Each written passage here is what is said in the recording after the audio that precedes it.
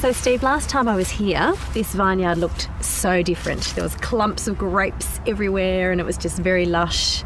And now they really look like they've gone to sleep. Yeah, well, they have. I mean, they go through a dormancy stage. All sort of grapevines, they're like any other sort of deciduous plant, whether it be an oak tree or whatever. They lose their leaves for winter, and then all the new growth comes. But in the case of a grapevine, we've got to prune it during this thing. So sort of not only is it asleep, but all of our hard work starts, and it's cold and wet. Yes. Maybe not so much today, but it's cold and wet out here to prune the vines and shape them for the following year. These are the canes that we put down last year, and they've grown sort of shoots off them, and we're now taking this one off, and we're leaving some of the replacement canes to wrap down onto this wire here, so that they can then grow shoots up. Okay. So it'll end up being sort of quite a neat sort of grapevine with one cane going to about here, and the other cane going to about here. Yep.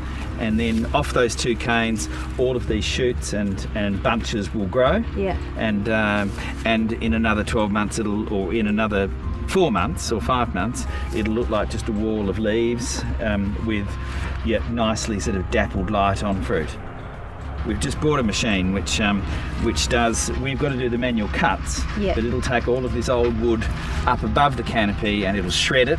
Amazing. And it'll just leave these couple of canes that we haven't cut down the bottom here. And it doesn't damage the vine at all. No, and we'll be able to wrap those down, and it's probably saved us, somewhere between 35 and 40 cents a vine. It's amazing. And were you doing it manually before? We're doing it manually. And so on a scale like this, where there's nearly 500 acres of grapes, and there's 1,000 vines per acre, it's you're probably better at the math than me, but it's a lot of money. Maths expert, of course, but off the top of my head, a lot of money. Yes. And what sort of grapes are we growing here? Well, this is Chardonnay. We've got some Pinot in our glass, but this particular block is Chardonnay, and this actually goes into our estate. Sort of Chardonnay that we were drinking earlier. Yeah, beautiful. Oh, I'm liking them already.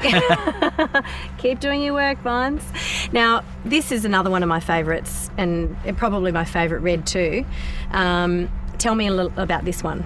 Okay, well, this is our estate Pinot Noir, and again, we do a reserve single vineyard Pinot Noir, or a couple of those, and we do the estate, Yep. And this is from 3 particular vineyards, and it's a really special, quite old vines. They'd be 25 years of age now. The average age of these 3 vineyards, so they've got a bit of age on them. They've got nice intensity and lovely aromatics, and beautiful. And it's one of the things I love about Pinot Noir. It's very perfumed and very aromatic. It's quite powerful still. I think you should make a Pinot Noir perfume. There you Exactly. go. Bortoli perfume. Sure. Branch into it. Last time we were here, you were explaining to me about other parcels of wine coming from other wineries in the area.